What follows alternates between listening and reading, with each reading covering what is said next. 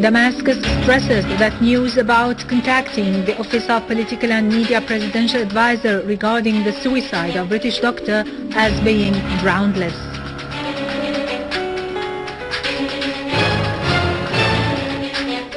Units of the Syrian Arab Army kill and wound dozens of terrorists, including different nationalities, in Idlib, Aleppo and Damascus.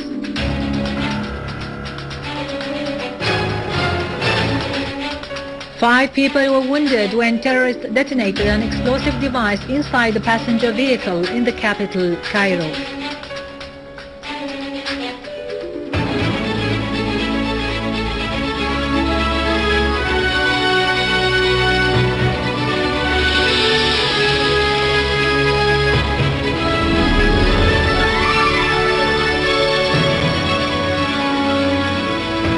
Good afternoon, ladies and gentlemen. I am Mirado Krikorian from the News Center in Damascus.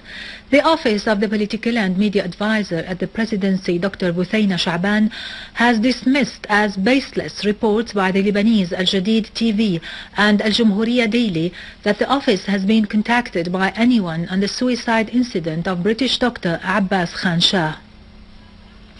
The Foreign and Expatriates Ministry had summoned on the 18th of this month the representative of the Czech Embassy in Damascus in his capacity as the person in charge of the British Interest Section in Syria and handed him a medical report on the suicide case of British national Abbas Khan Shah, who had illegally entered Syrian territories and carried out banned activities.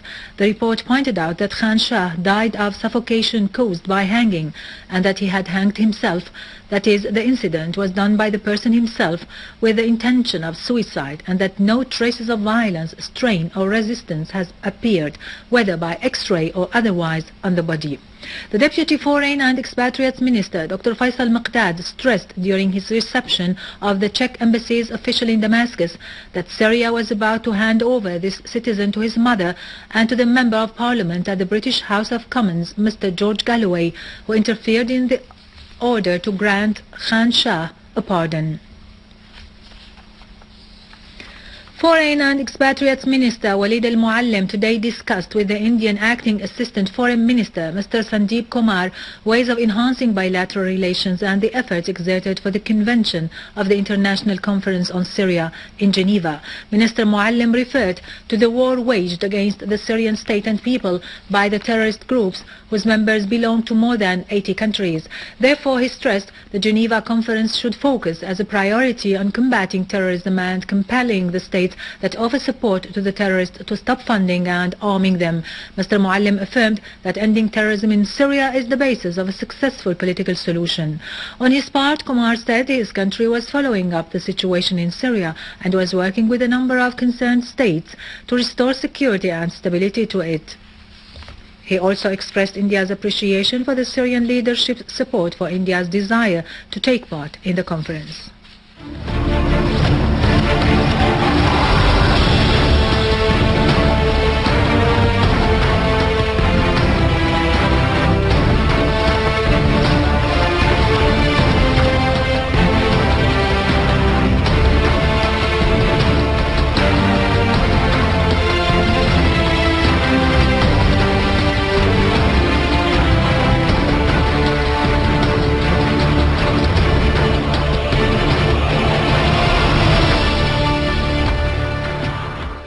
In the town of Jeroud in Damascus countryside, Sheikh Firas Krezan, the Imam of al-Bisher Mosque, was assassinated by an armed terrorist group in front of the mosque. Meanwhile, units of the Syrian Arab Army killed a number of terrorists in Jisrin town, including one Jordanian, one Tunisian and another of Libyan nationality.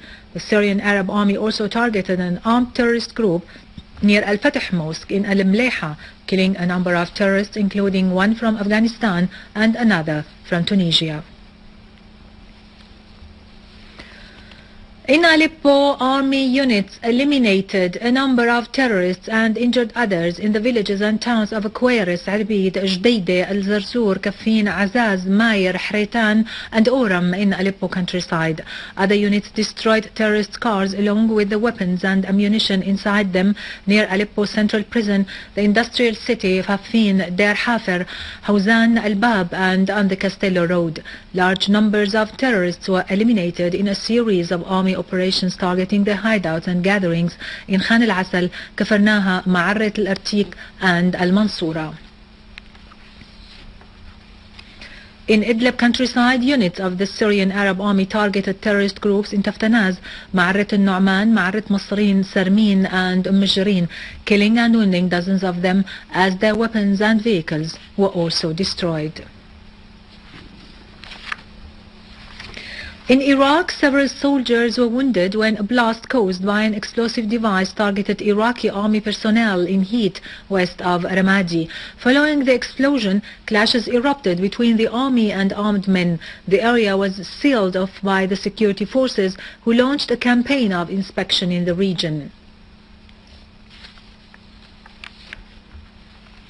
Following the Iraqi government's decision to close its borders with Jordan, the Iraqi armed forces continued their clampdown on al-Qaeda organization's strongholds in Al-Anbar desert.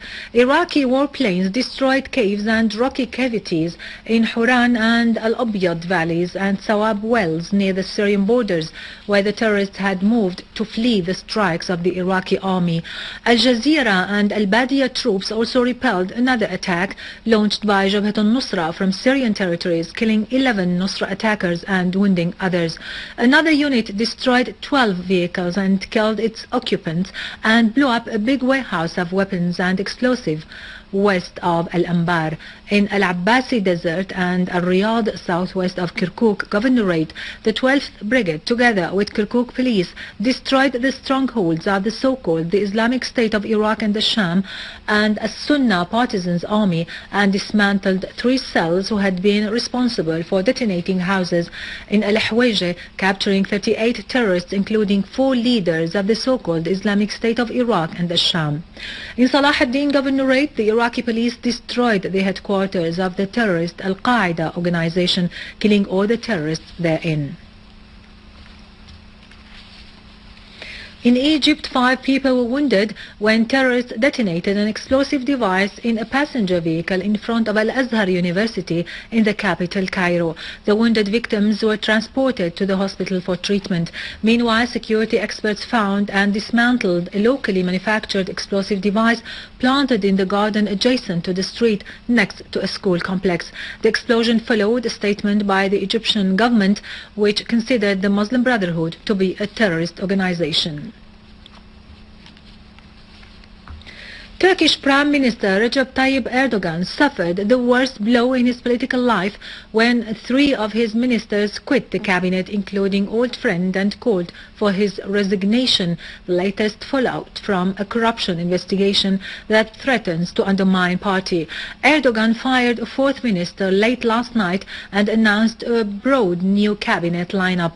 In response, the Turkish lira hit record lows against the US dollar and the euro today.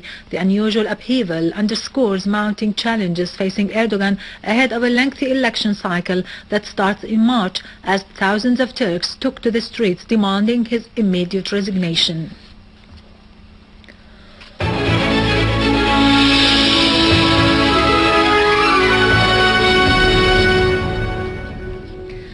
Saidnaya is a famous Syrian city which is an ancient religious site for holy figures and saints, with Aramaic language is still spoken today by local inhabitants.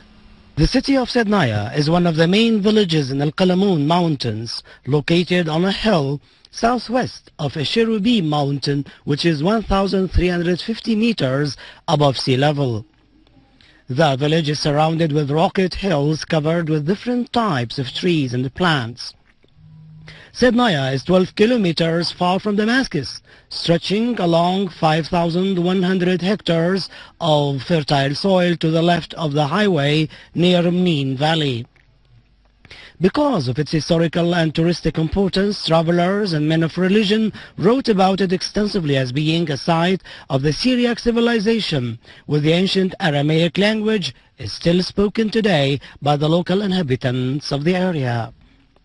The town of Sednaya houses a number of famous churches, chapels, monasteries and holy sites like Mar Gerges Monastery, Martuma and Al-Cherubim, among many others, which have become a favorite touristic attraction over hundreds of years.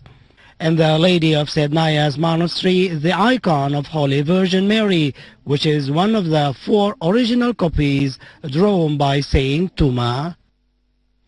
And now over to latest business and market news, but after a short break. Stay tuned.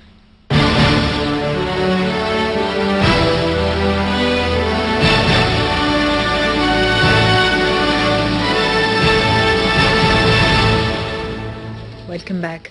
The Ministry of Oil signed the Amrit contract with Russian company Soyuz Naftogaz Eastmed for offshore oil drilling, development and production in Block Number 2 of Syria's territorial waters. The contract covers oil exploration in the area between Tartus city and Banyas city at a depth of 70 kilometers, covering an overall area of 2,190 square kilometers. The contract stipulates for beginning with surveys in the area and preparing studies to pinpoint potential drilling sites, with this stage costing over $15 million. The second stage will involve drilling at least 1 test well, and it will cost over $75 million, and if the operations are successful, the company will carry out further drilling, development and production operations. The contract also includes benefits such as training staff at the Syrian General Establishment of Petroleum to create a qualified Syrian workforce. The Investment Commission branch in As-Suwaida Governorate has granted 7 licenses for several investment projects, with the total cost exceeded 1 billion Syrian pounds. The projects include milk production project and cleaning materials production one, as well as a project for cattle breeding and production of milk and dairy products, in addition to feed and organic fertilizer projects, furthermore establishing farms to generate electrical power, and a project for establishing 25 gas stations.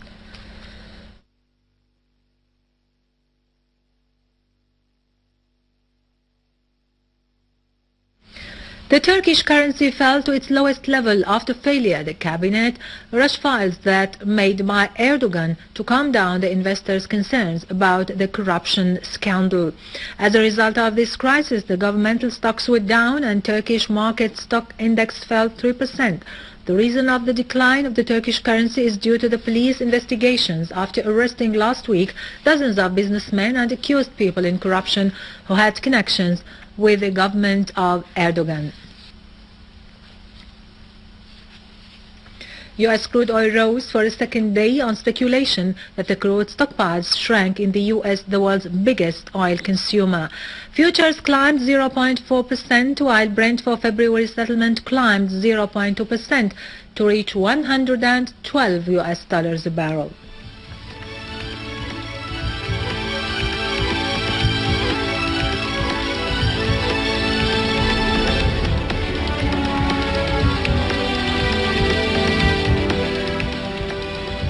U.S. stocks are on track to become the top investment in 2013, with the Standard & Poor's 500 index on course to mark its best year since 1997.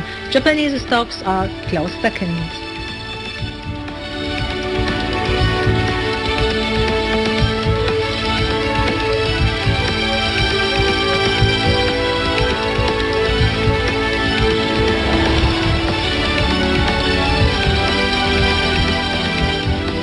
Gold was little changed in 10-year end trade, but looked set to post its biggest annual loss in more than 3 decades, as rallying equities and optimism about a global economic recovery dented its safe haven appeal.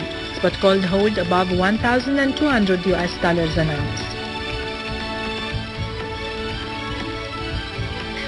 Finally, the yen weakened to a 5-year low versus the US dollar amid speculation that the Bank of Japan will continue unprecedented stimulus while the Federal Reserve pairs quantitative easing as the US economy recovers.